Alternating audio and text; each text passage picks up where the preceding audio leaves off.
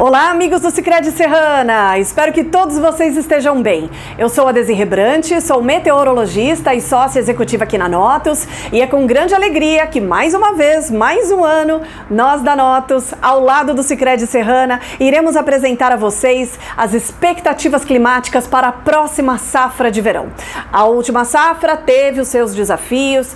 Em janeiro, a chuva reduziu no Rio Grande do Sul, e isso por conta do fenômeno Laninha, embora tenha sido muito fraco e muito rápido, tanto que depois o fenômeno perdeu sua força, mas entre fevereiro e março, bloqueios atmosféricos se formaram em cima do Brasil. E aí, especialmente em março, acabou reduzindo a chuva no Rio Grande do Sul, além de ter elevado bastante a temperatura.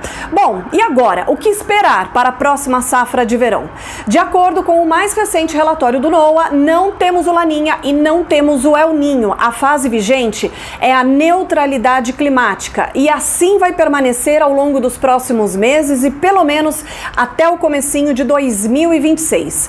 Historicamente, a neutralidade climática não é exatamente uma normalidade. Claro, a chuva vem de uma forma frequente, com boa abrangência também, mas a neutralidade climática acaba abrindo espaço para outras variáveis oceânicas e atmosféricas, e com isso, alguns eventos extremos e atípicos podem acontecer. E isso pode pegar fases determinantes das lavouras, seja pelo excesso ou pela falta de chuva, e até mesmo grandes variações nas temperaturas. Tudo isso será apresentado agora, através das nossas análises climáticas, mapas, gráficos, tudo bem detalhado e especialmente para uma das mais importantes áreas produtoras do nosso país. Acompanhem!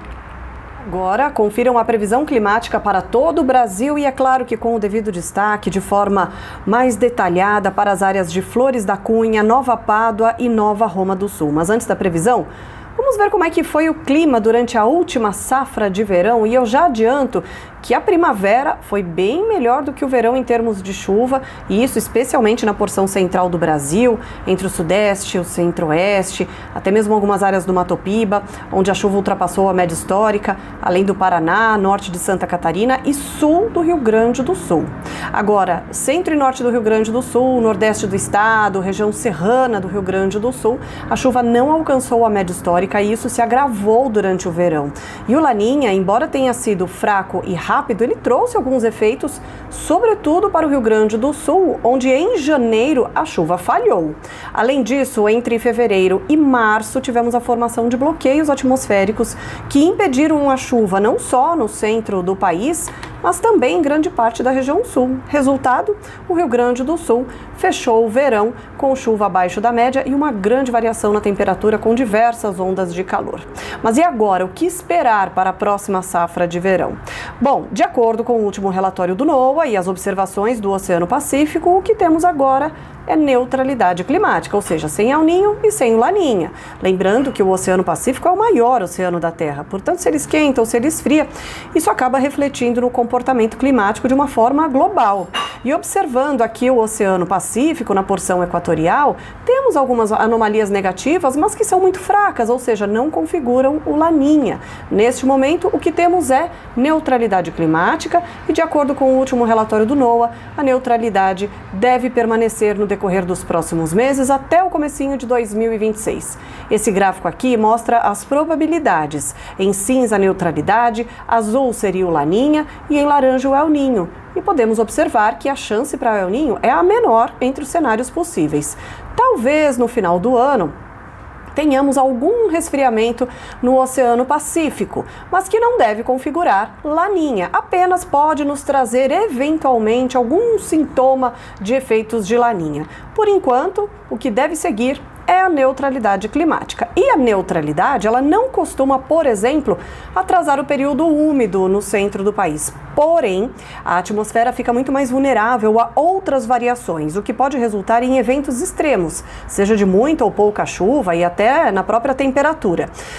Só que esses eventos extremos, eles são de curta duração. O problema é que eles podem acontecer em fases determinantes das lavouras e isso pode causar perdas relevantes na agricultura. Então, Esse vai ser o nosso desafio agora na próxima safra de verão. Ou seja, a neutralidade ela deve trazer a chuva dentro do que é esperado, né, o comportamento de chuva ao longo da safra, mas eventualmente poderemos ter a ocorrência de eventos extremos, seja de excesso ou de falta de chuva e também na temperatura, e se isso pegar alguma fase determinante das lavouras, pode trazer sim algumas perdas relevantes, tá? Bom, dito isso, vamos à previsão de chuva para os próximos meses. Nessa tela temos julho, agosto e setembro. Tem chuva nos 3 meses, só que para o mês de julho a expectativa é de chuva abaixo da média. Depois ela entra numa forma mais regular e mais volumosa e vai até ultrapassar a média histórica. Em setembro, além de chover mais forte no sul, teremos também os primeiros episódios de chuva agrícola entre o sudeste e o centro-oeste, e até vai ficar acima da média. Para o sul também, acima da média. Também acima da média em agosto, como eu disse, só em julho é que fica abaixo da média para grande parte da região sul do Brasil. Outubro, novembro e dezembro também com chuva significativa na região sul e aumentando cada vez mais entre o sudeste, centro-oeste e região norte. Sobretudo mês de dezembro, que a chuva vai ficar muito concentrada nestas regiões, entre o sudeste, o centro-oeste e o norte. Não vai deixar de chover no sul, inclusive há uma expectativa de chuva acima da média para a região sul do Brasil, só que a chuva vai ficar mais espaçada. Bom, e essa previsão ela é válida para Flores da Cunha, Nova Pádua e Nova Roma do Sul. A safra de verão nestas áreas deve ter a chuva acima da média histórica de uma forma geral, somente o mês de julho é que se mostra com a chuva abaixo da média, depois voltando à regularidade, tá? Bom, vamos à tendência de temperatura, ainda tem algumas ondas de frio previstas, agora em julho, como a chuva não avança, o frio também não. Então não vai ter tanto frio em julho. Agora no comecinho de agosto pode acontecer uma onda de frio e no final de agosto em diante, né, a partir do final de agosto em diante, o frio das madrugadas já começa a perder a sua frequência, já começa a diminuir. Eventualmente pode acontecer uma onda de frio ou outra, especialmente aqui no mês de setembro, algo muito pontual, com curta duração, mas que não nos deixa descartar o risco de geada tardia, tá? Bom, tendência de chuva e temperatura, começando por setembro e outubro e válido para Flores da Cunha, Nova Pádua e Nova Roma do Sul. Está muito claro que tem uma frequência muito boa de chuva para o decorrer desses 2 meses, setembro e outubro. Chuva agrícola, quando a gente traça ali, ó, acima de 10 milímetros, tá? Então, tem sim uma boa condição de chuva para essa região. A temperatura, eventualmente, pode cair aqui na segunda quinzena de setembro, mas é acima dos 5 graus, ou seja, sem risco de geadas, tá? Previsão para novembro e dezembro também, acima de 10 milímetros, especialmente no mês de novembro. Em dezembro, a chuva já começa a ficar um pouco mais espaçada, mas sem deixar de chover, e até lá tem muita água para cair nestas regiões. Bom, vamos às considerações finais. O único momento em que a chuva deve ficar abaixo da média é agora no mês de julho.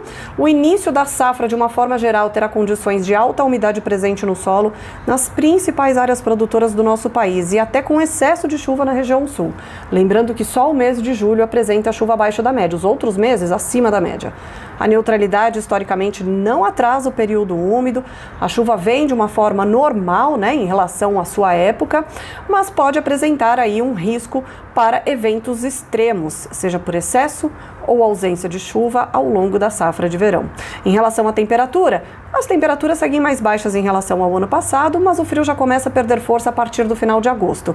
Eventualmente pode ocorrer alguma onda de frio em setembro, algo mais pontual, mas não dá para descartar o risco de geadas tardias, especialmente em setembro nas áreas mais ao sul do Brasil.